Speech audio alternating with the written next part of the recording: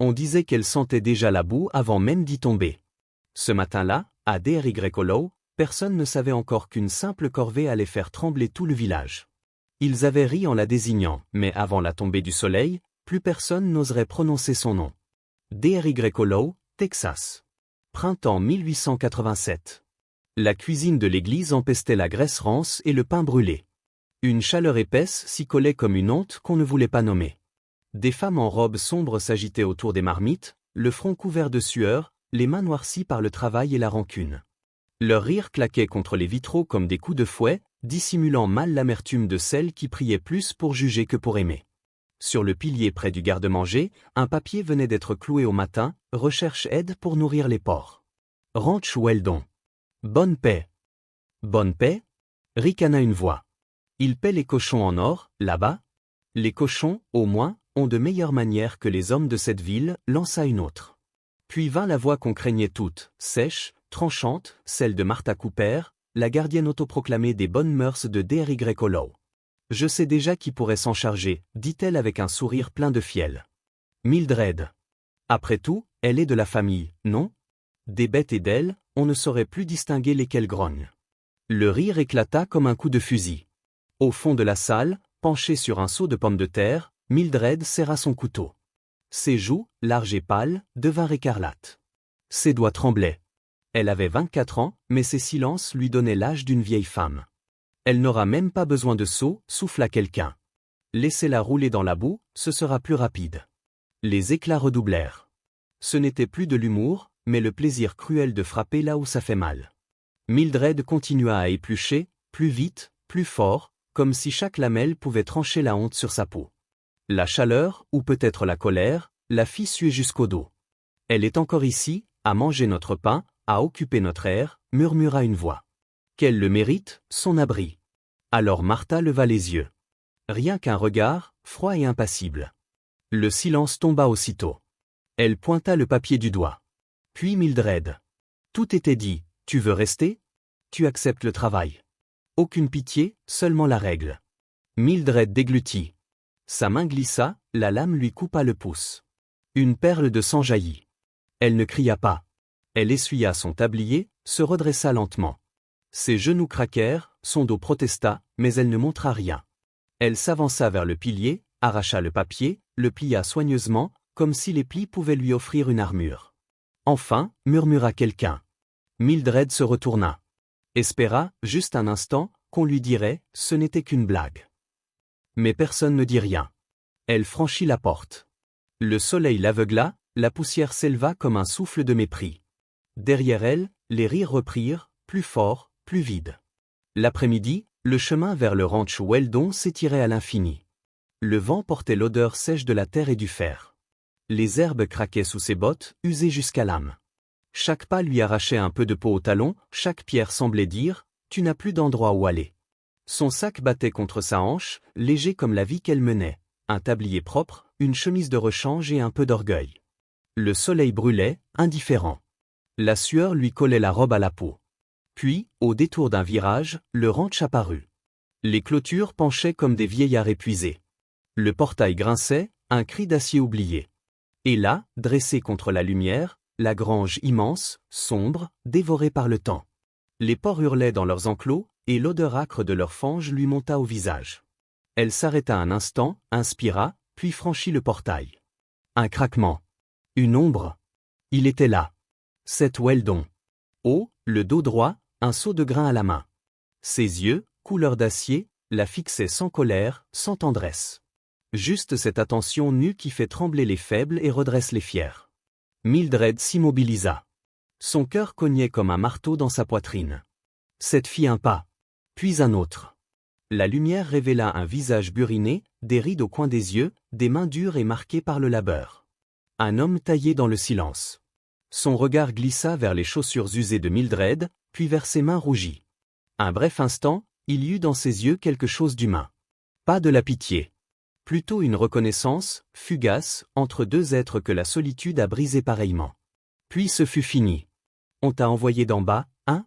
Sa voix, grave, portait l'écho du vent et des murs vides. Mildred ouvrit la bouche, mais aucun son n'en sortit.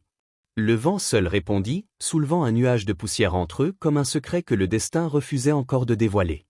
Ce qu'il fit d'abord ne fut pas un geste de bonté mais de méfiance. Et pourtant, ce fut ce jour-là, sous le ciel gris de DRY, qu'un silence commença à parler. Personne dans la ville n'imaginait que deux âmes brisées allaient s'apprivoiser au milieu de la boue et du mépris.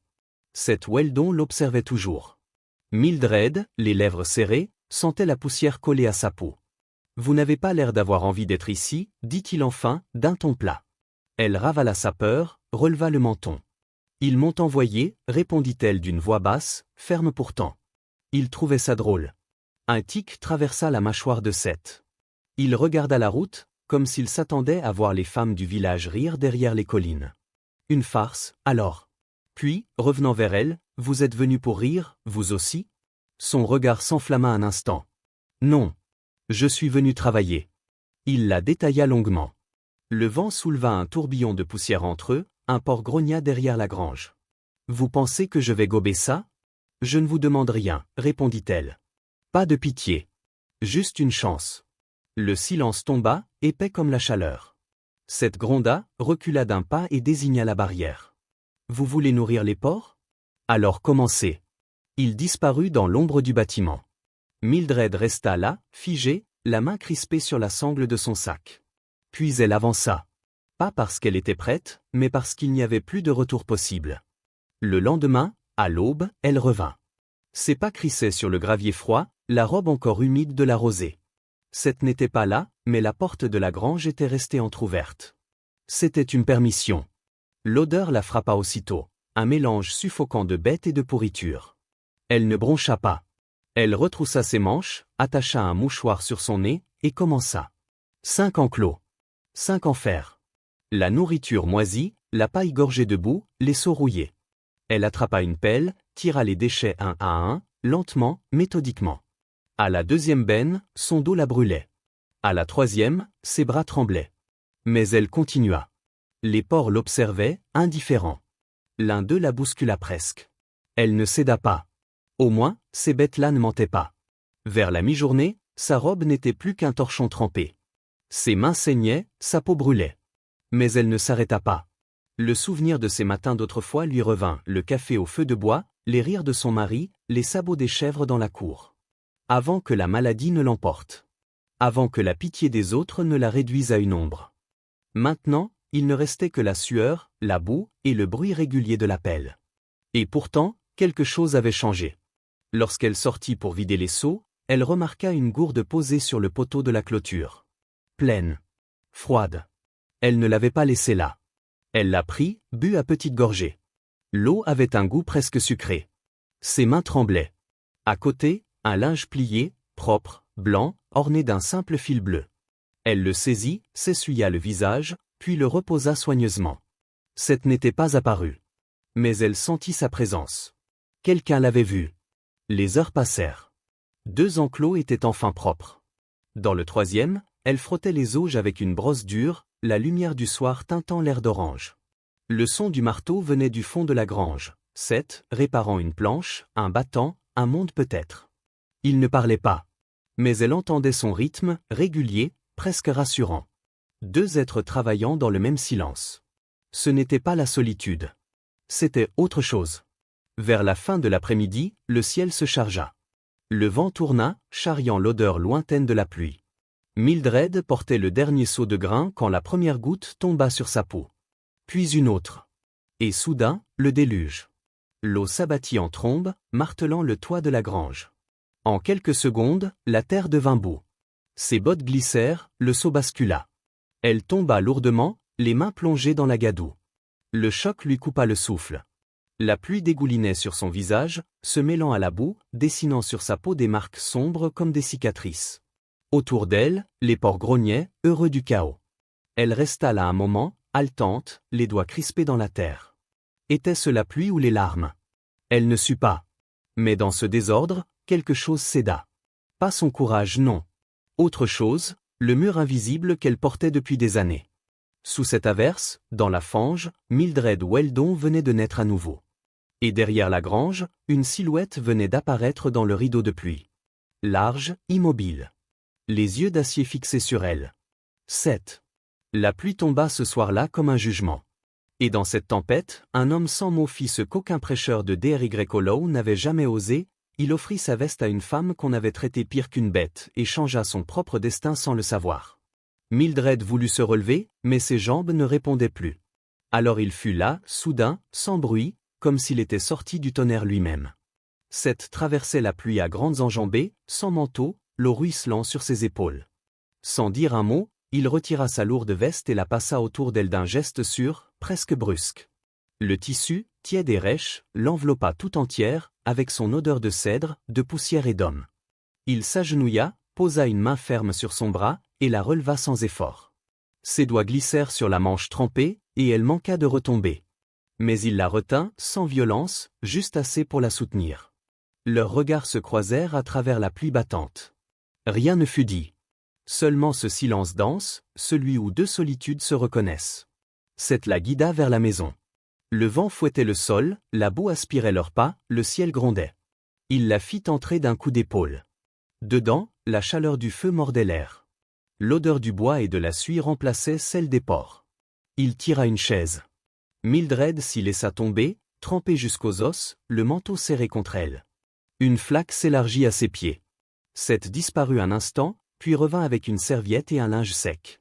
Il les posa près d'elle, sans un mot, avant de remplir la bouilloire et de la poser sur le poêle à fer. Elle le regardait faire. Ses gestes étaient simples, précis. Un homme habitué au silence. Un homme qui réparait les choses sans qu'on le lui demande. Quand l'eau siffla, il versa le liquide brûlant dans une tasse ébréchée. Il y glissa quelques feuilles de menthe fraîches pendues près de la fenêtre. La vapeur montait, fine, presque bleue. Il posa la tasse devant elle. Mildred la fixa longtemps. Ses mains tremblaient lorsqu'elle la saisit. La chaleur du grès pénétra ses paumes, remonta jusqu'à son cœur. Elle leva les yeux vers lui. Seth restait debout, les bras croisés, la chemise encore humide, le visage impassible. Pas de pitié. Pas de sourire. Mais une attention vraie. Elle but une gorgée. Le goût vif de la menthe lui brûla la gorge. Quelque chose céda en elle, un verrou, un souvenir, une peur. Sa voix, lorsqu'elle parla, n'était qu'un murmure. « Merci ». Il hocha la tête, simplement. Puis se détourna, jeta une bûche dans le feu. Les flammes craquèrent, et le silence reprit. Elle le regarda longtemps. Depuis la mort de William, son mari, personne ne lui avait donné ce sentiment de sécurité. Personne n'avait su la voir, sans parler. Les jours suivants prirent un rythme paisible. Mildred arrivait avant le lever du soleil. Ses bottes étaient toujours vieilles, sa robe toujours modeste, mais ses pas avaient changé. Les porcs la reconnaissaient désormais et accouraient à son sifflement. 2 courts, 1 long. Seth le lui avait montré un matin, debout à quelques mètres, les mains dans les poches. Comme ça, dit-il en sifflant. Le lendemain, elle essaya. Et cela fonctionna. Ce fut leur première conversation. Pas de mots, juste des gestes. Il répara la pompe près de la grange, pour qu'elle n'ait plus à aller jusqu'à la rivière. Elle remarqua les planches neuves, la corde fraîche, l'odeur de résine. Il n'en parla jamais. Parfois, ils échangeaient quelques phrases. Assis près du hangar, à la lumière basse du soir, ils parlaient entre 2 pelletées de grains. Elle évoquait William, son mari. Il s'emportait vite, mais riait de tout son cœur. Il ne m'a jamais frappé, jamais crié sans s'excuser ensuite. Seth acquiesça lentement. Les hommes durs savent aimer durement, dit-il simplement. Une autre fois, alors qu'ils épluchaient des pommes de terre pour le souper, il parla enfin de son passé. Elle chantonnait, dit-il. Faux comme une corne cassée. Mais quand elle est partie, le silence a fait plus de bruit que tout le reste. Ils se turent ensuite. Mais ce n'était plus le silence des étrangers. C'était celui des gens qui se comprennent sans se parler. Un après-midi, leurs mains se frôlèrent au-dessus d'un seau. Peau contre peau. Un contact bref, mais assez long pour qu'aucun ne l'oublie. Ils se figèrent. Puis se retirèrent doucement, sans excuse. Certains gestes n'ont pas besoin de mots. Les journées s'allongeaient, les soirées devenaient plus douces. Une paix s'installait, fragile et nouvelle. Pas de romance encore. Mais une présence. Une reconnaissance. Et puis, un soir, quelque chose changea. Le soleil s'endormait derrière les collines, le ciel rosissait. Mildred rangeait le tuyau quand elle entendit sa voix. « Mildred ?» Elle se retourna. Seth se tenait sur le perron, un petit carré de tissu dans la main. « J'aimerais te montrer quelque chose. » Elle le suivit à l'intérieur, passant pour la première fois le seuil qu'elle n'avait jamais osé franchir. À travers la cuisine austère, le salon étroit, jusqu'à une porte fermée. Il posa la main sur la poignée. Hésita. Puis l'ouvrit lentement. Quand elle franchit la porte de cette chambre, ce ne fut pas le passé qu'elle découvrit mais la trace d'un amour qui refusait de mourir. Sans le savoir encore, Mildred Weldon venait de poser la main sur le cœur secret de cet homme que D.R.Y. Hollow croyait de pierre. La pièce était restée intacte. La poussière dansait dans la lumière dorée du soir, comme des âmes suspendues. Un bureau faisait face à la fenêtre, couvert d'un cahier jauni et d'un petit vase où des fleurs séchées s'effritaient doucement. Sur la chaise, un panier à couture. L'air sentait la lavande et la perte. Seth s'avança, tendit le morceau de tissu. C'était un mouchoir, bordé de dentelle, brodé d'un nain à demi effacé. Elle l'a fait elle-même, murmura-t-il. Chaque point, à la main. Elle voulait les vendre à la foire cet automne-là. Mildred baissa les yeux, la gorge serrée. Elle ? Demanda-t-elle. Ma femme, répondit-il. Le silence tomba. On n'entendait que le craquement du plancher sous leurs pas. Seth reprit, d'une voix lente, elle n'aurait pas voulu qu'il reste enfermé. Elle aimait que les choses servent. Que quelqu'un s'en occupe. Il posa le mouchoir dans sa paume. Garde-le. Mildred le serra contre son cœur. Ses épaules se mirent à trembler, non de douleur, mais de ce soulagement rare d'être enfin vu, reconnu. Les larmes coulèrent sans bruit. Seth resta à ses côtés, sans un geste. Et c'était suffisant. Les rumeurs, elles, n'avaient pas besoin de silence pour naître. Elles se levèrent comme le vent sur les prairies, invisibles, rapides, cruelles. 3 jours plus tard, une calèche s'arrêta devant le ranch Weldon. 3 femmes en descendirent, jupes bien repassées, sourires trop polis. Un panier recouvert d'un tissu rouge à carreaux pendait à leurs bras. Mildred ouvrit la porte avant qu'elle ne frappe. « Nous pensions que vous auriez faim, dit la première d'une voix sucrée. Travailler avec les porcs, ça ouvre l'appétit, non ? On vous a apporté une tarte aux pommes, ajouta la deuxième. Une petite attention, entre voisines. La troisième ne disait rien. Ses yeux glissaient partout, le balai propre, le paillasson battu, les bottes rangées bien droites. On dirait que vous vous êtes installé confortablement, finit-elle par dire. Mildred hocha la tête. Merci. Elles ne partirent pas. Vous savez, lança la première en se penchant un peu, les gens parlent. Un petit rire derrière. On dit que vous avez trouvé de la compagnie ici. On ne vous en veut pas, poursuivit la troisième. Seth Weldon, après tout, c'est un homme à prendre. Il avait juste besoin d'un peu d'attention féminine. Leurs rires résonnèrent, doux et cruels. Mildred sentit la chaleur lui monter au visage. Elle serra le panier contre sa poitrine. Faites attention, ajouta la dernière, le ton mielleux. Ces hommes-là portent leurs fantômes. Difficile de partager un lit quand le cœur est déjà occupé. Elles tournèrent les talons. La poussière se leva derrière la roue de la calèche, comme un dernier éclat de mépris. À l'intérieur, Mildred posa la tarte sur la table. Elle resta debout, immobile. Ses mains tremblaient. Elle sortit de sa poche le mouchoir offert par Seth. Le posa à côté du panier. Puis prit un vieux crayon et un morceau de papier d'emballage. Elle écrivit lentement, « Je ne veux pas être un fardeau ». Les lettres étaient nettes, mais sa main tremblait. Elle plia la feuille, la glissa sous le mouchoir, et sortit. Le soir tombait, doré et lourd. L'air sentait la poussière et la paille tiède.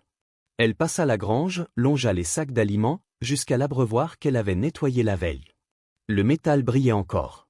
Elle posa la main dessus. Propre, murmura-t-elle, comme ses yeux hier. Sa voix se brisa. Elle ferma les paupières, sentit la brûlure familière de la solitude remonter. Puis fit demi-tour. Il était là. Seth. Debout près de la barrière, les épaules tendues, un morceau de tissu dans la main. Le vent lui soulevait la chemise. Il leva le mouchoir. « Tu as oublié ça ?» Elle voulut parler. Aucune parole ne vint. « Ne pars pas, dit-il. » Sa voix rauque semblait venir de loin, d'un puits qu'on croyait asséché. « Tu es la seule chose qui rend cet endroit vivant. » Mildred sentit quelque chose se dénouer en elle. « Je ne veux pas que tu me portes, » murmura-t-elle. « Je ne veux pas être un poids. » Il s'approcha, lentement. « Tu n'en es pas un, répondit-il. Il montra le mouchoir. « Tu es la raison pour laquelle j'ai recommencé à sentir la chaleur. » Le vent souffla plus fort, soulevant un nuage de poussière. Elle regarda l'abreuvoir une dernière fois, puis fit un pas. Puis un autre. Jusqu'à lui. Et cette fois, elle resta. Le dimanche suivant, le soleil se leva doux et doré. La cloche de l'église tinta 2 fois. Les bancs étaient pleins, les visages lisses, les murmures polis. Mais tout se figea lorsque la porte s'ouvrit. Mildred entra. Robe simple, cheveux soigneusement relevés. Sa main, glissée dans celle de cette Weldon. Un souffle parcourut l'assemblée. Madame Prudence blêmit. Un homme abaissa son missel. Le silence s'étira, épais, total. Mildred sentit chaque regard peser sur elle. Sa colonne se redressa d'instinct. Mais la main de cette resta ferme, chaude, vivante. Ils avancèrent ensemble, au centre de l'allée, sans un mot, comme si c'était la chose la plus naturelle du monde. Ce matin-là, D.R.Y. se tut. Le vent, les cloches, même les rumeurs, tout s'arrêta pour écouter un homme briser le silence de toute une ville. Ce n'était plus l'histoire d'une veuve et d'un rancher. C'était celle de 2 êtres qui avaient choisi de rester, quand tout les avait poussés à fuir. Ils s'assirent sur le banc du fond. Personne ne leur adressa la parole. Le pasteur hésita au début de son sermon, sa voix trembla une fois, puis retrouva son rythme. Peu à peu, les regards cessèrent de se tourner vers eux. Les mots reprirent place dans la prière.